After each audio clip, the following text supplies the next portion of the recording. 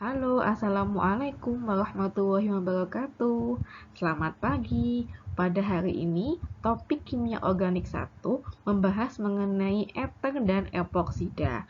Nah, bagaimanakah materinya? Silakan disimak video berikut ini. Selamat belajar. Apakah yang disebut sebagai eter?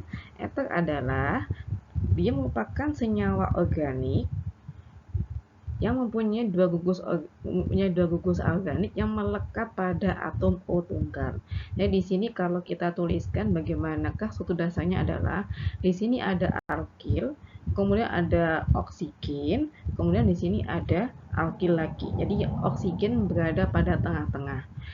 Nah untuk yang posisinya ini untuk alkil bisa digantikan oleh aril atau ininya aril, oksigen maupun aril lagi. Nah, di sini apa sih sebut dengan aril? Kalau aril itu lebih ke vinil ya, jadi ke cincin benzena kalau lebih tepatnya seperti itu. Nah, semisal di sini ada alkilnya, alkil 1 sama alkil 2 bentuknya sama, disebut sebagai eter sederhana atau eter simetrik karena bentuknya sama. Bagaimana kalau yang alkil 1 dan alkil 2 tidak sama, disebut sebagai eter campuran atau asimetrik. Baik, kita akan membahas lebih lanjut. Nah, struktur eter. Di sini eter itu berbeda dengan alkohol, di mana kalau alkohol itu kan ada alkil, oksigen, hidrogen. Nah, di sini untuk eter ada alkil, oksigen, terus alkil lagi.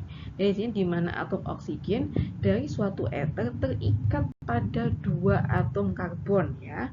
Nah, gugus hidrokarbonnya dapat berupa alkil, alkenil merupakan alkena ya, ada juga vinil atau aril. Nah, di sini di mana yang ini atau alkil, oksigen, alkil, aksen atau alkil satunya lagi. Di mana alkil satunya lagi adalah gugus alkil yang mungkin berbeda dengan alkil yang pertama ya. Dari sini eter sama dengan air di mana kedua atom hidrogen digantikan oleh gugus alkil. Nah, seperti ini. Jadi ini adalah rumus satu eter ya.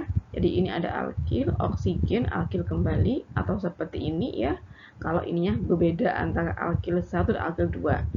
Nah, contohnya seperti ini adalah dimetil ether. Nah, ini kan karena sama alkilnya. Alkil 1 merupakan metil, alkil 2 juga metil sehingga dikatakan sebagai ether sederhana atau simetrik ya karena dia sama. Nah, ini kalau kita cermati dari struktur gugus fungsional seperti ini. Jadi ini oksigen mengikat dua atom karbon. Kemudian untuk golongan eter ternyata ada bentuk cincinnya, dinamakan sebagai epoksida. Dan epoksida ini akan saya bahas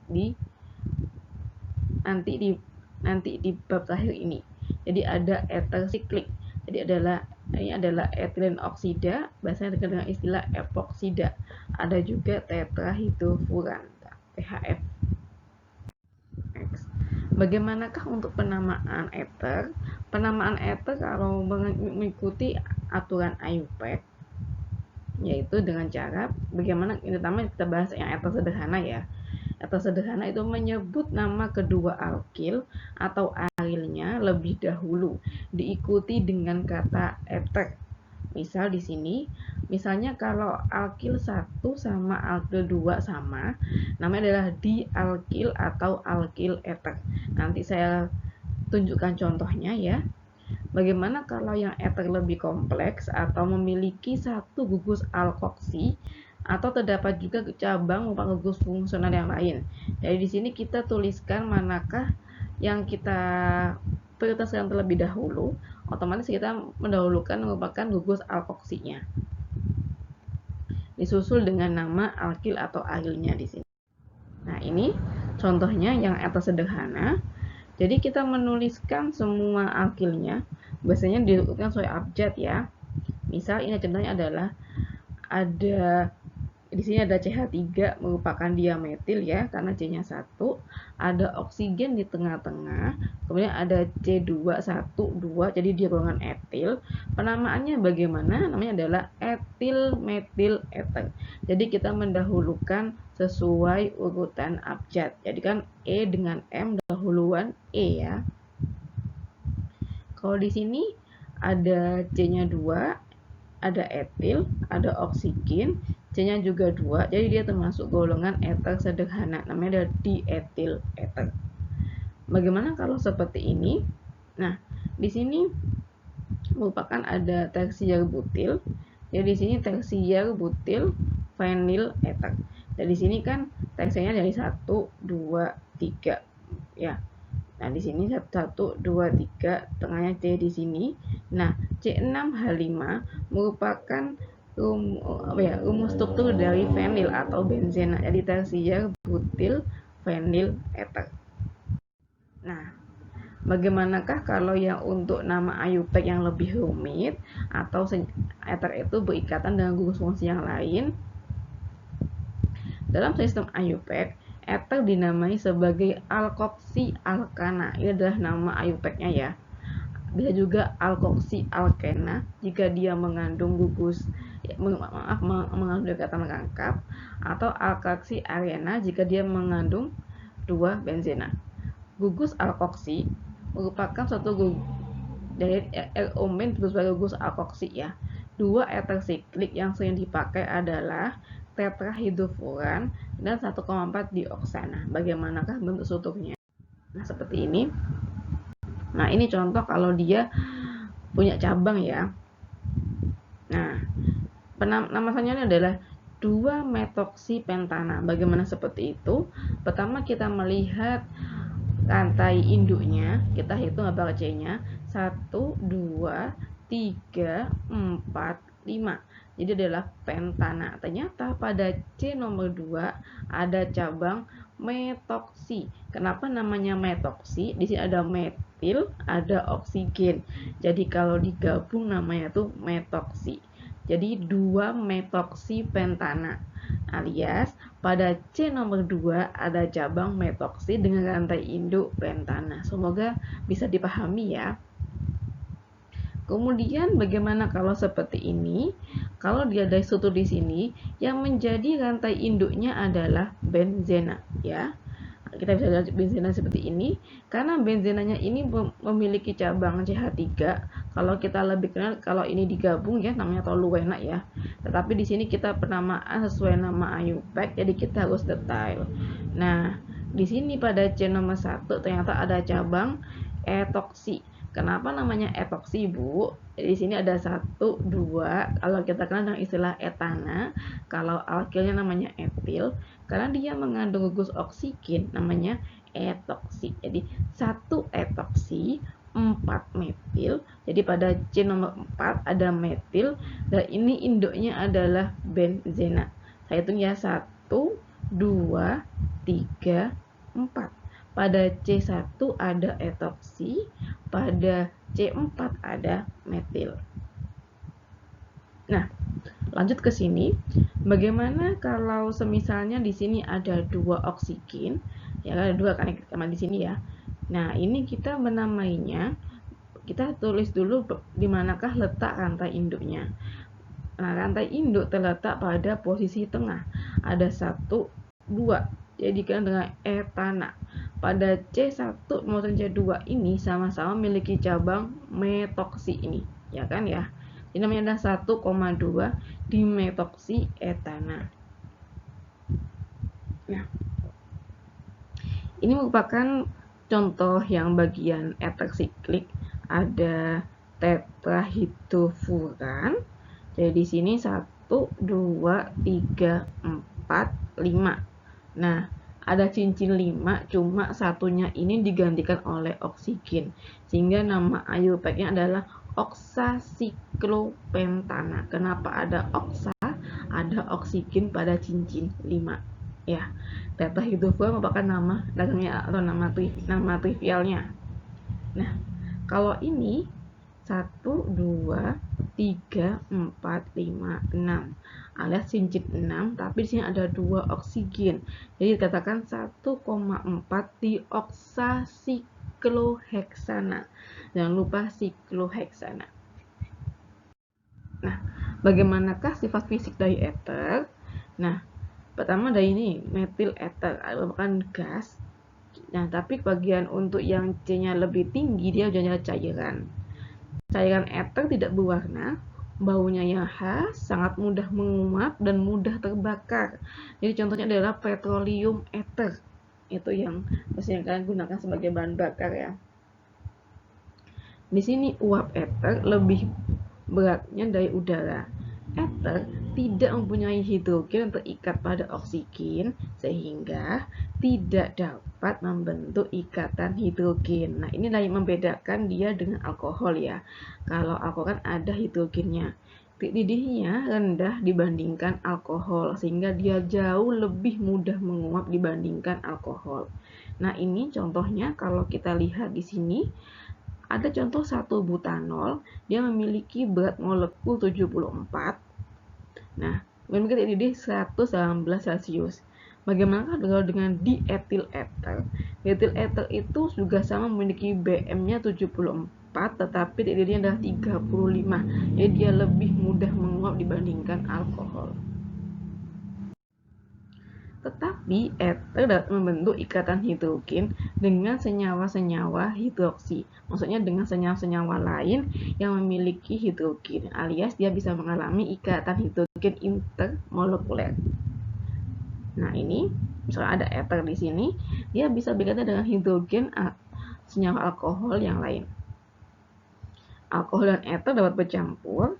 Ether dengan BM rendah seperti dimetil benar-benar larut dalam air.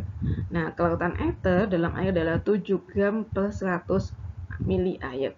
Makin tinggi jumlah atom C, kelarutannya semakin berkurang karena dia semakin bersifat non-polar.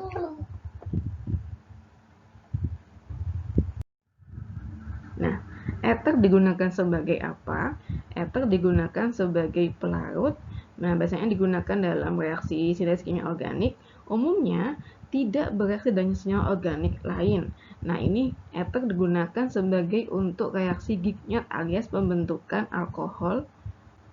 Nah, di sini ether merupakan pelarut yang baik untuk melakukan reaksi-reaksi organik ya. Contohnya, pembuatan reaksi Grignard senyawa organik lain. Nah, ini larutan alkil atau alkyl halida dalam ether kering. Jadi ether di sini sebagai pelarutnya dikocok dengan serbuk magnesium. Logam ini digunakan sebagai reagen Grignard untuk membentuk alkohol. Nah, ini untuk pembentukan alkohol nanti akan saya lebih bahas lanjut di kimia organik 2 di mana alkohol itu bisa mengalami oksidasi menjadi aldehid, keton maupun asam karboksilat dengan reagen Grignard. Nah, ether titik-titiknya sangat rendah.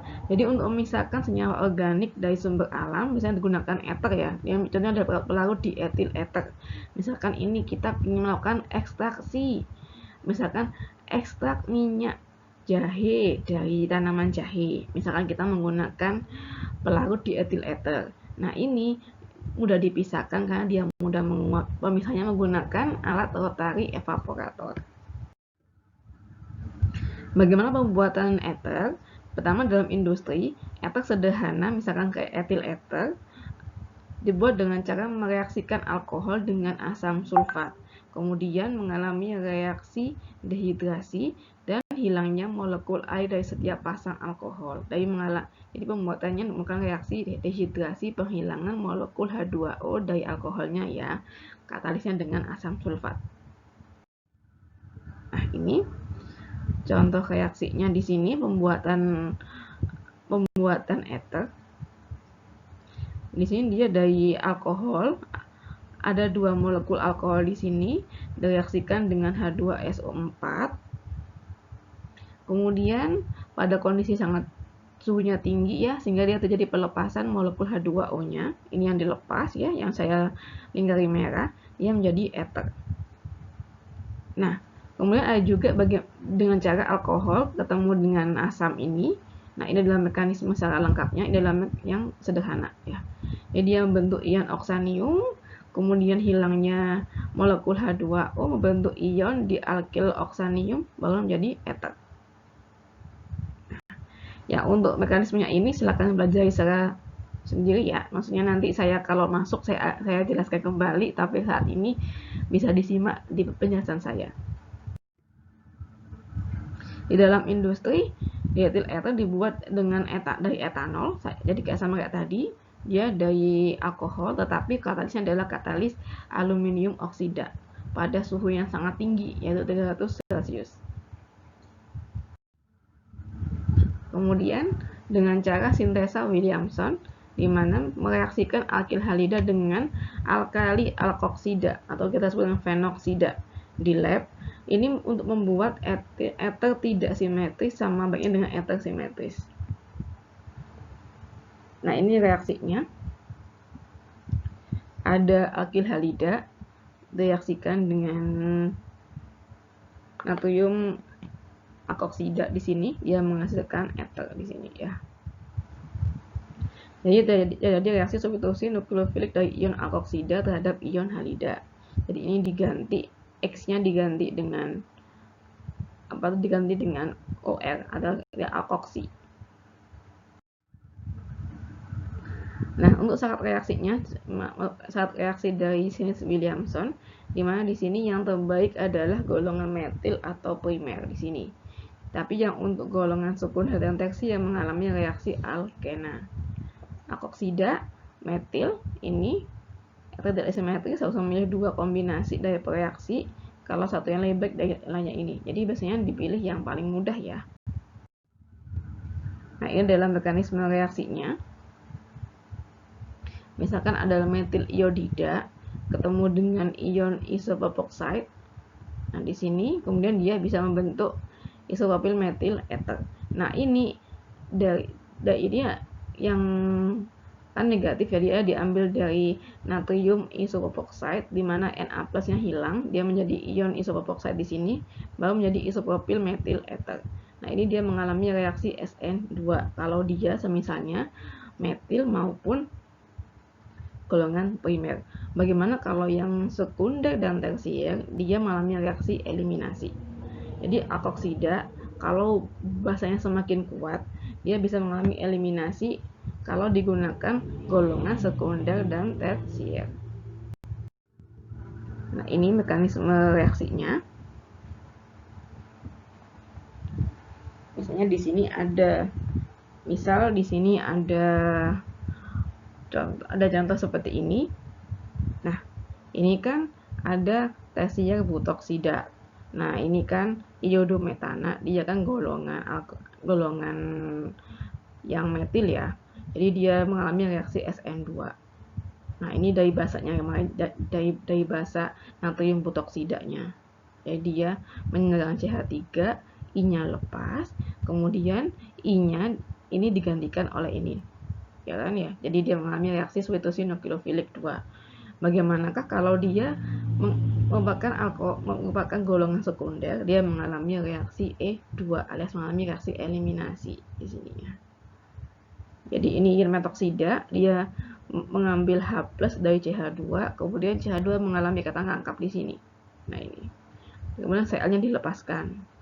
Baru dia menjadi 2-metil propen.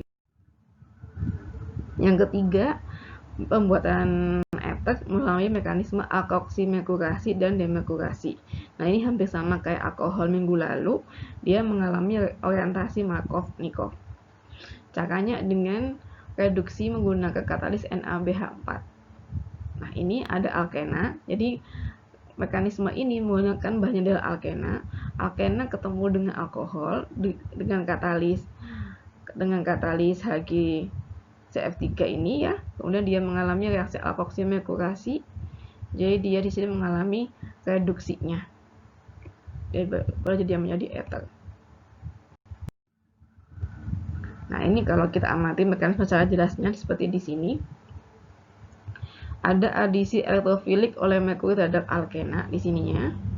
Kemudian alkohol sebagai nukleofil menyerang atom C yang lebih tersubstitusi dengan memutuskan ikatan C dengan Hg ini. C dengan Hg di sini diputus ketika berikatan dengan alkohol. Nah, setelah dia diputuskan di sini, kemudian dia mengalami reaksi reduksi dengan katalis NaBH4. Bagaimanakah dengan reaksinya? Ether sangat tidak reaktif ya.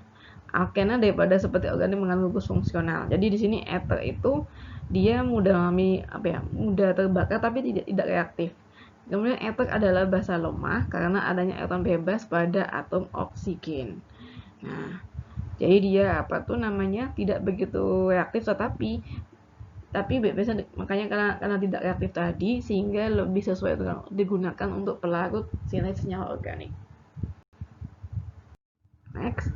Nah, ini adalah reaksi dari eter.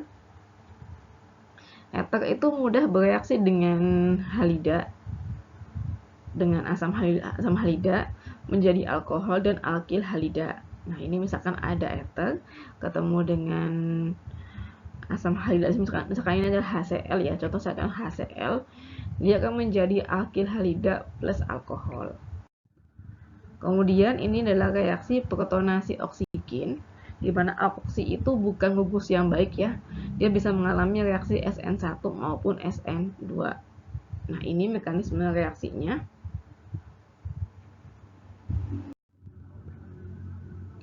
Pemutusan eter oleh asam, dia mengalami reaksi substitusi nukleofilik untuk alkil eter primer dan sekunder mengalami SN2. Nah, di sini kalau kita amati di sini reaksinya, jadi eter itu bisa mengalami SN2 tapi tergantung dia itu golongan primer atau sekunder. Kalau primer sekunder dia bisa mengalami SN2. Nah, ini reaksinya. Nanti akan saya share untuk PPT-nya ini, soalnya kalau video kayaknya masih tidak jelas ya ini ya. Next. Bagaimana kalau ya untuk alkil eter yang golongan tersier? Nah, dia bisa mengalami reaksi SN1 atau E1. Jadi dia mengalami pembentukan karbokation terlebih dahulu sebelum membentuk menjadi eter. Nah, reaksi yang kedua, dia bisa mengalami pembentukan gugus oxonium. Jadi adanya elektron bebas pada eter, pada O kan ada dua pasang PEB ya, ada elektron bebas, sehingga dia tuh bisa bereaksi dengan proton dari asam kuat, contohnya HCl atau H2SO4 pekat. Nah, ini kalau kita amati di sini, ini kan oksigen punya 2 PEB. Oh, kan ini elektron ya, dia bisa bereaksi dengan protonnya asam. Nah, ini dia bisa membentuk oxonium. Jadi ini berikatan dengan H+ di sini. Namanya adalah oxonium. Kemudian yang ketiga, eter bisa mengalami autooksidasi, di mana dia bisa mudah meledak di sini ya. Jadi mengalami oksidasi secara otomatis.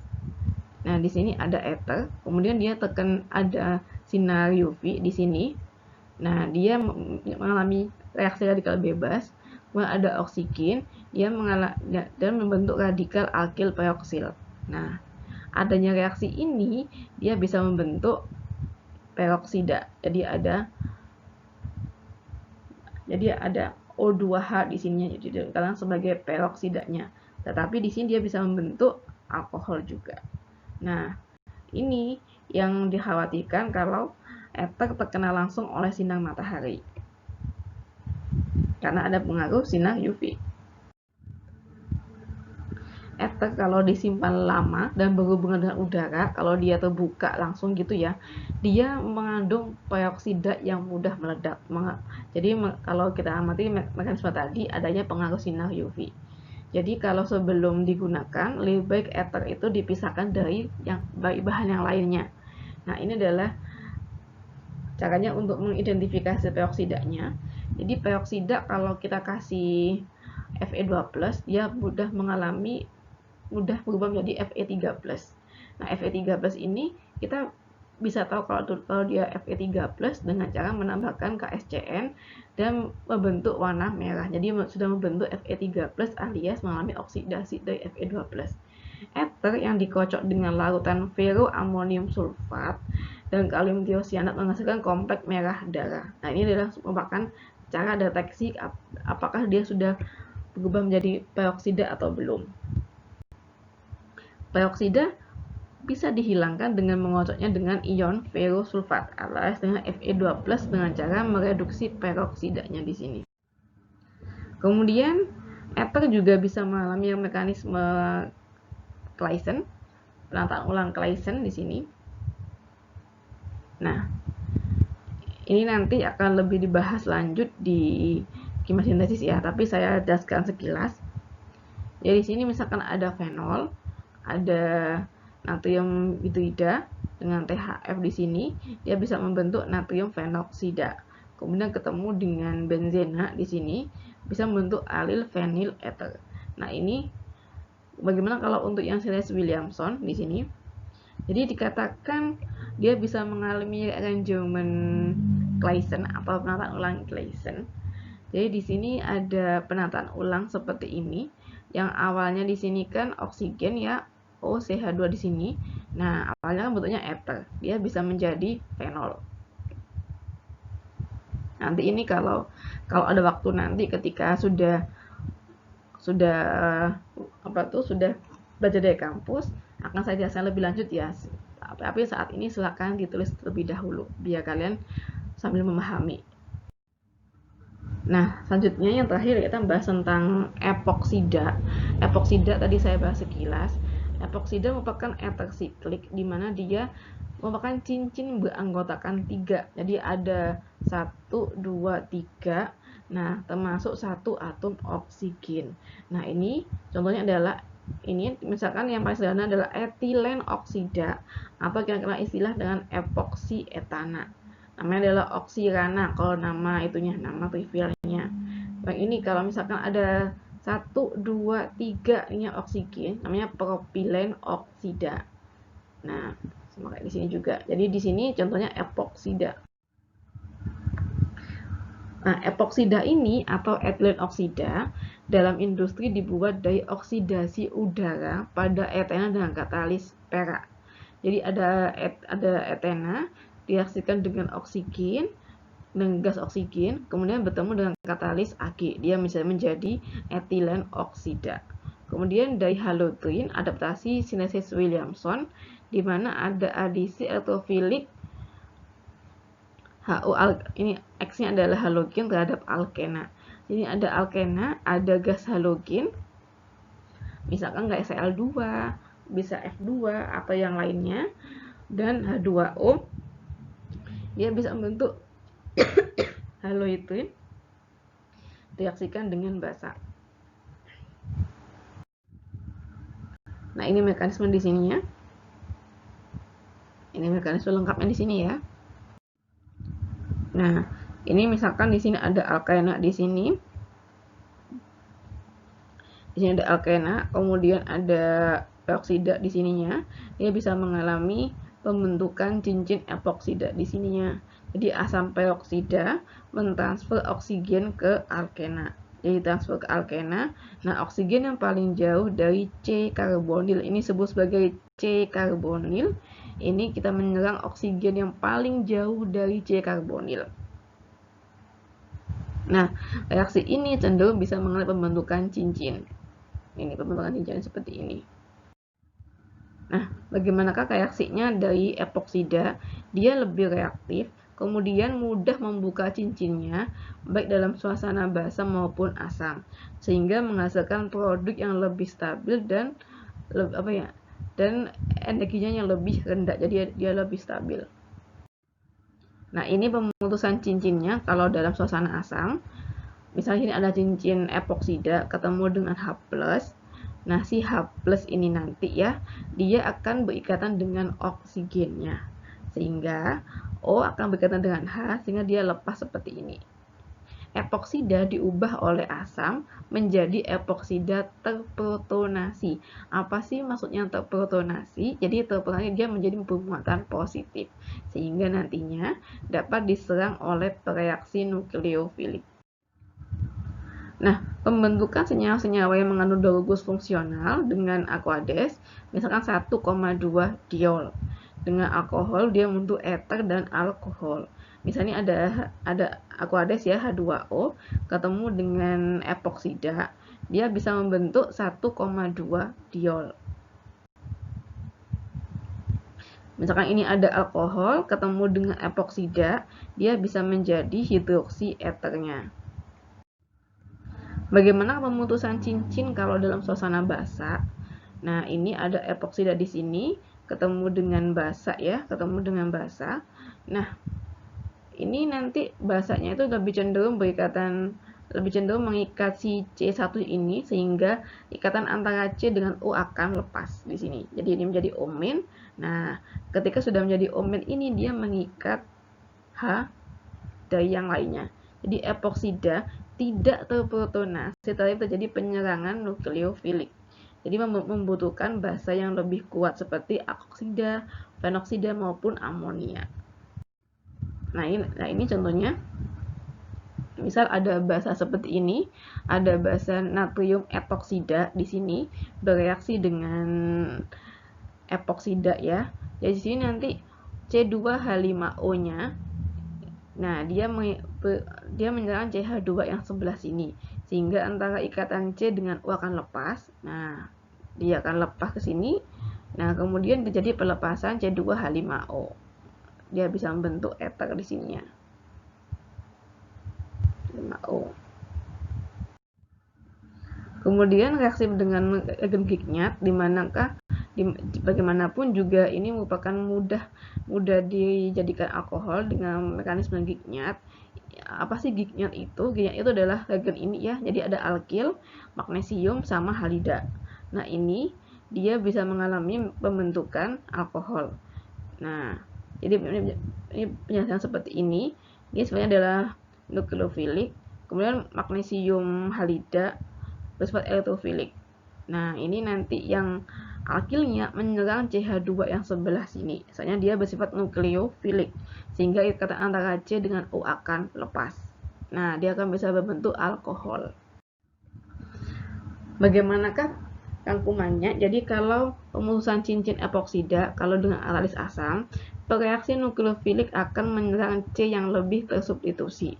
Kalau yang basah, reaksi nukleofil akan menyerang C yang lebih sedikit tersubstitusi. Jadi ini adalah perbedaan suasananya seperti ini.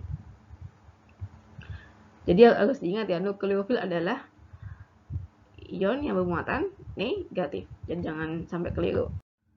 Nah, ini contoh reaksi yang di sini. Di sini ada apa namanya? Ada 2 metil propilen oksida. Nah, ketemu dengan metanol dalam suasana asam di sini, sehingga dia bisa membuka cincinnya seperti ini. Nah, kalau dengan basa, nah ini ya jadi OH. Kalau ini kan bisa pecah seperti ini, kalau ini digantikan oleh OH yang di sini. Silakan diamati mekanismenya ya. Tugas untuk minggu ini adalah buatlah resum perbedaan antara senyawa golongan alkohol dan ether yang meliputi satu, bagaimanakah strukturnya, jadi dibandingkan antara alkohol bagaimana, ether bagaimana. Yang kedua, mengenai sifat fisiknya. Yang ketiga, pembuatannya bagaimana. Dan yang terakhir adalah tentang reaksinya. Dibuat dalam bentuk makalah, dikumpulkan ke email saya, nisa@gmail.com, dikumpulkan pada minggu depan. Selamat belajar dan jangan lupa untuk tetap semangat. Sekian dari saya. Assalamualaikum warahmatullahi wabarakatuh.